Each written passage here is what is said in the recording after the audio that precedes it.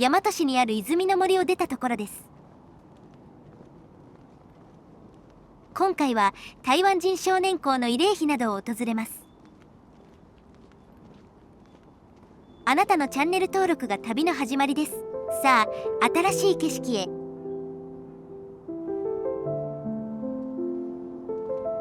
善徳寺です。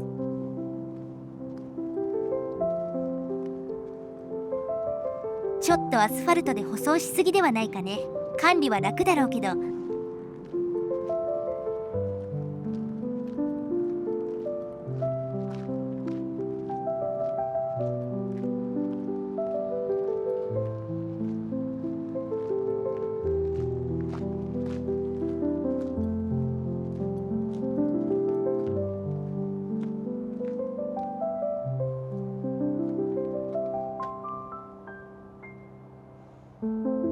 お花が枯れてしまっていますが、戦没台湾少年の慰霊碑です。1963年に少年たちの上司であった人物が私財で作ったそうです。近隣の相模屋にあった高座海軍工廠に台湾から動員された少年たち約8000人が働いていました。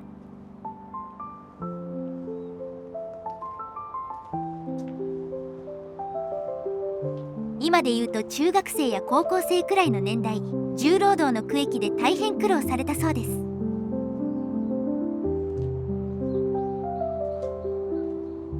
ちょうどこのお寺の周囲に台湾少年校の寄宿舎があったそうです。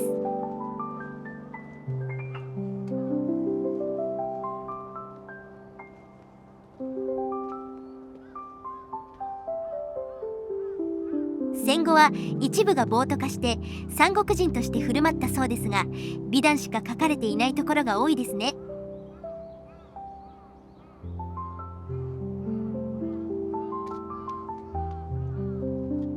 交渉でいじめられた日本人上司に報復したり、まあこれは OK ですね。どんどんやってください。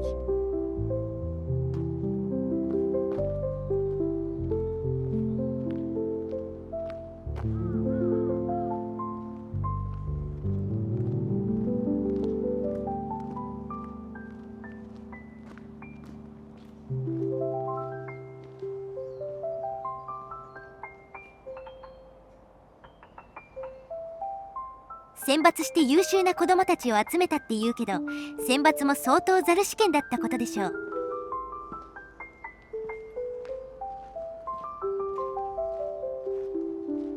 当初日本人の子どもたちが200人しか集まらなかったようで、そこで台湾人に矛先を向けただけ。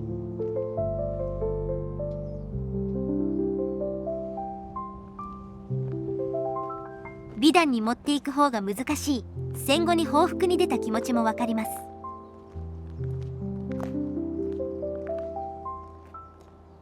今で言うと外国人技能実習生を想像すると似たようなものなのでは。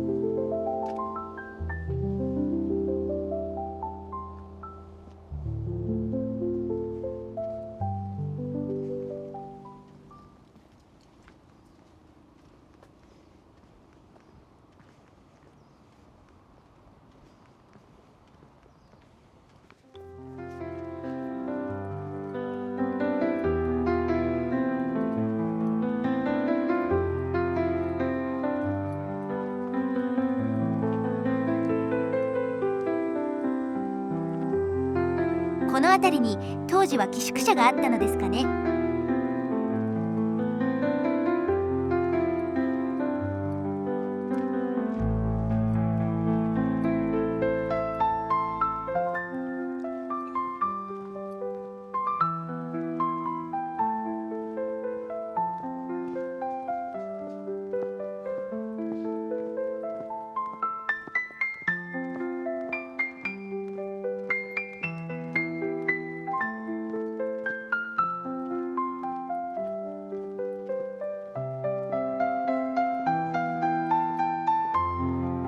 熊野神社上総八木に着きました。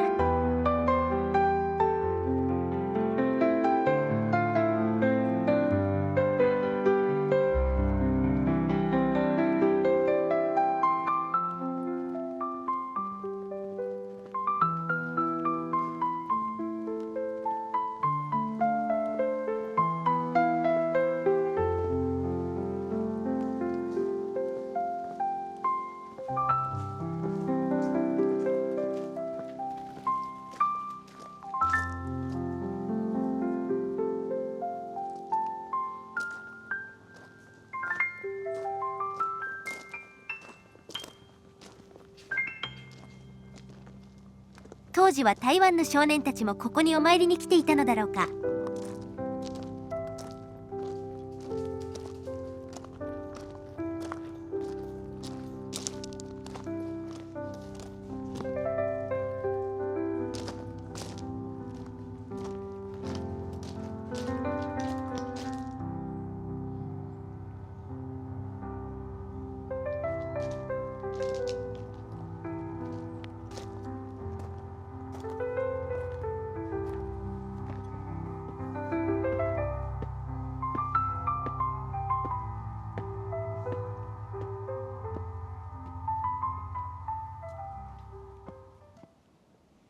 黒猫がいる。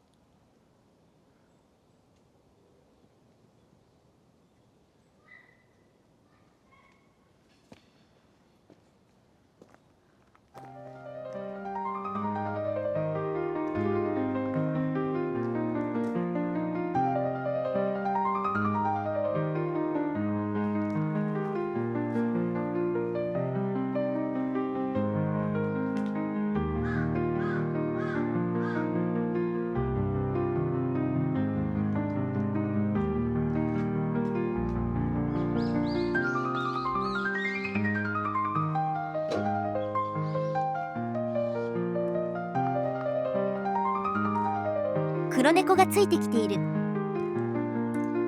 逃げた。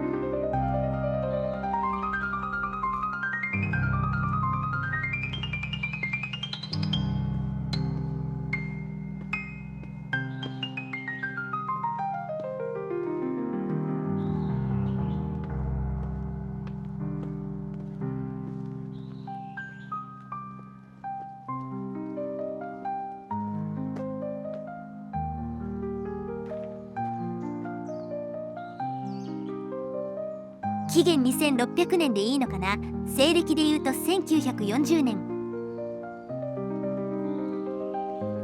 この紀元2600年の時には日本全体で相当な祝賀行事が開かれたそうで、その一環かな。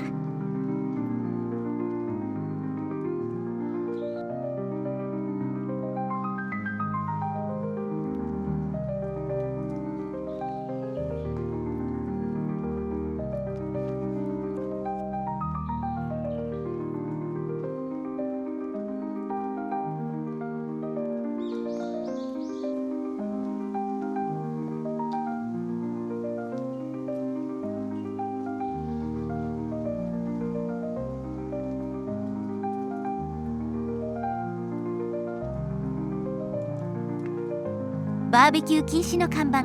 大和市らしい。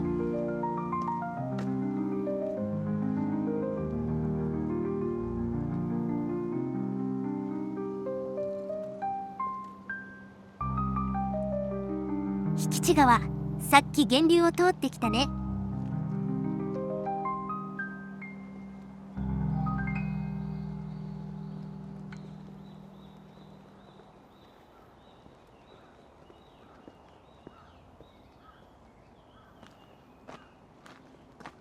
台湾邸に着きました。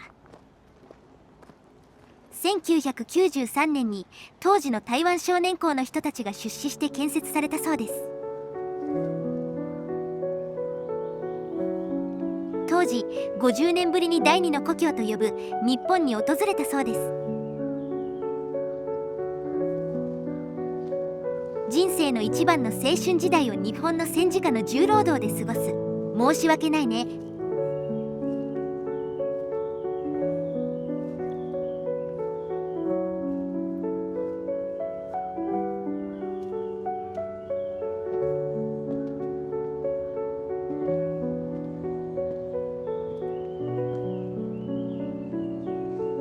漢詩が書いてある。役を紹介する。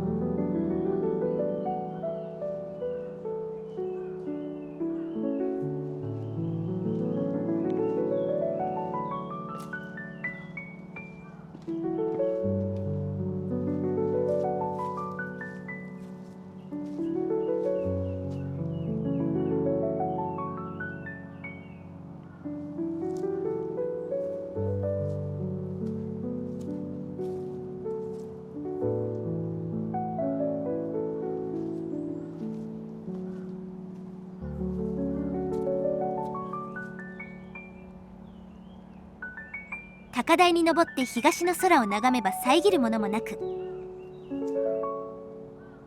いち早く日の出を迎えることができ、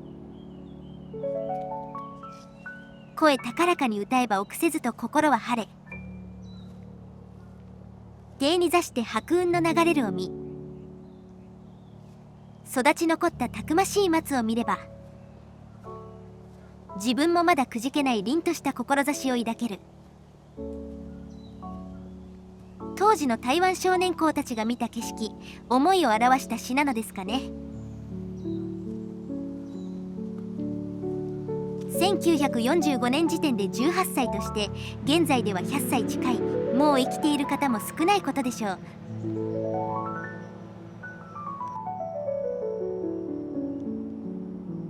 この辺りの森が彼らにとって懐かしい遊び場だったのですかね。思い出の地に作ったと。